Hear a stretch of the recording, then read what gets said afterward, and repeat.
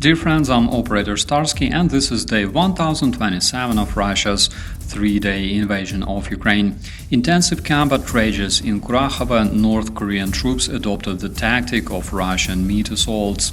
Good Ukrainian drones hit Chechnya, and Pope Francis calls for peace with Russian invaders.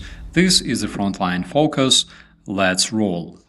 Over the past 24 hours, General Staff of Ukraine reported 228 Russian attacks. We can clearly see escalating Russian efforts comparing to 160 average daily attacks in November.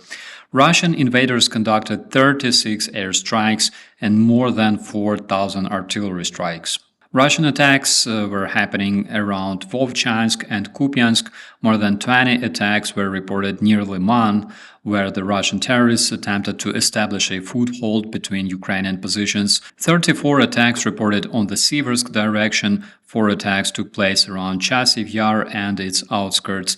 Also, 32 Russian attacks were deflected around Pokrovsk, and similar situation in Kurakhove. Vremyevka direction, 35 attacks took place here without any significant success. Also, cases of using artillery and strike drones against Ukrainian settlements were reported on the border of Terror Russia and Chernihiv and Sumy oblasts of Ukraine. The most intensive combat currently is taking place in Kurakhove, with Russians moving deeper into the town and trying to encircle Ukrainian troops on the north of the water reservoir and south, where Ukrainian defenders are protected by the river Sukhi Yali. The town of Kurakhove is a narrow settlement stretching approximately 8 kilometers or 5 miles around the water reservoir. This water reservoir was used by the Kurakhove power plant, largely destroyed by the Russian invaders in November. On 31st of October this year, Russian invaders began ground operation of capturing the settlement, using armored vehicles with Russian paratroopers as a decoy to reveal Ukrainian positions.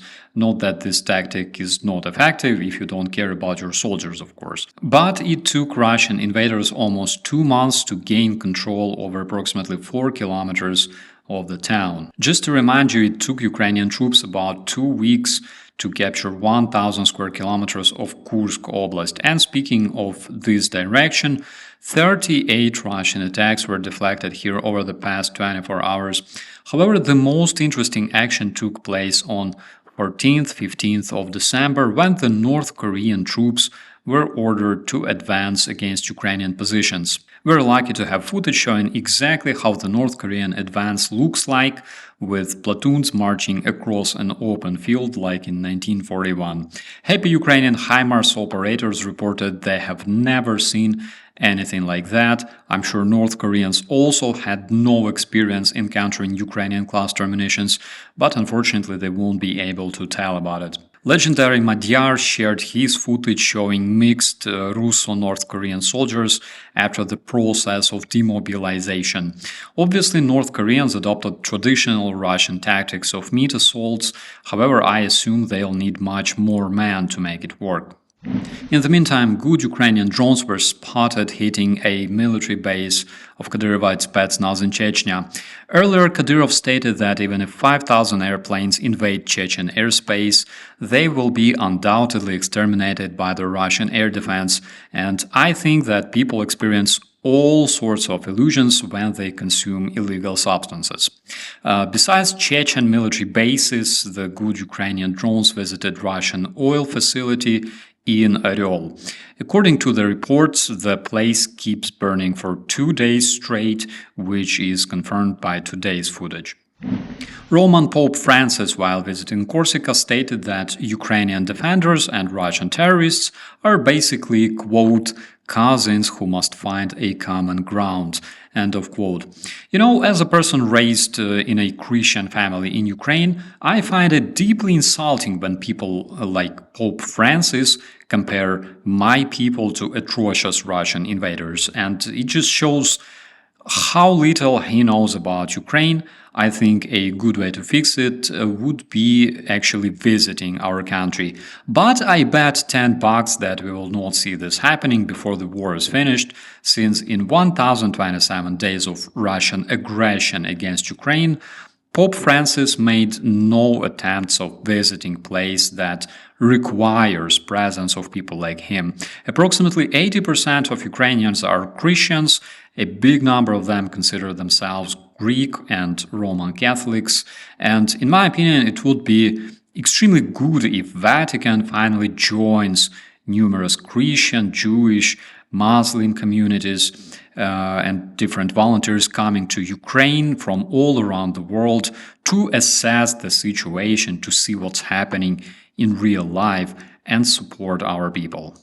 I'm not sure though if Pope Francis doesn't want to visit Ukraine because Ukrainians don't really share his idea of hugging Russian invaders who want to kill them, or there is a deeper reason behind it, because coincidentally, President of Slovakia, Petr Pellegrini, who also never visited Ukraine, stated that our citizens should cope with Russia's military gains in our country and basically give up Ukraine's sovereignty. Similar statement was made by Tino Hrupalla, leader of ultra-right German party AfD, who also never visited Ukraine but stated that Russia has won the war and that the German people should acknowledge the Russian victory.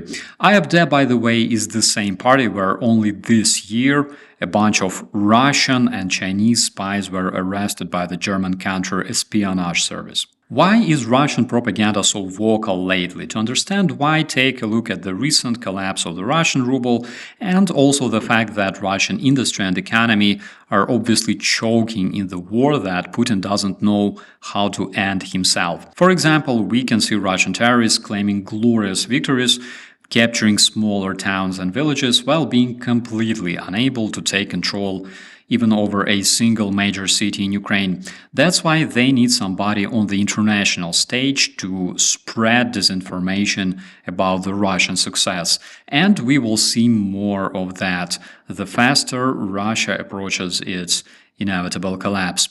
Dear friends, please subscribe to stay informed about the most important updates around Ukraine and share this content to help Ukraine being heard. Traditionally, we'll see you in the commentaries. I'm Operator Starsky. As always, be safe.